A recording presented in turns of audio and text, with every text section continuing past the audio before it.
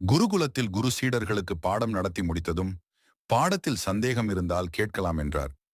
ஒரு சீடன், நாம் காணும் இந்த உலகம் நல்லதா இல்லை கெட்டதா என்று கேட்டான். அவர் அந்த சீடனிடம் எதிர்கேள்வியாக, நீ பூனையை பார்த்திருப்பாய் அல்லவா, அதன் பல்லால் நன்மையா தீமையா என்று கேட்டார். தான் கேட்ட கேள்விக்கு பதில் சொல்லாமல், இப்படி எதையோ கேட்கிறாரே என்று குழப்பத்துடன் விழித்தான் சீடன். அவனது தவிப்பை புரிந்து கொண்ட குருவே இதற்கு பதிலளித்தார். தாய்ப்பூனையின் பற்கள் கருணையின் இருப்பிடம். ஏனென்றால் குட்டி தாயை சார்ந்து இருக்கும்போது தன் பல்லாலேயே மென்மையாக கவ்வி தூக்கிச் செல்லும். ஆனால் எலிக்கு அதன் பற்கள் விரோதி.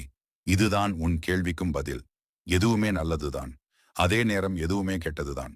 அவரவரை பொறுத்து நன்மையும் தீமையும் மாறிக்கொண்டே இருக்கும்.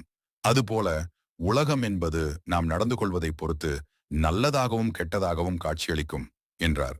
சீடனுக்கு குருவின் பதிலும் புரிந்தது, உலக நடப்பும் புரிந்தது.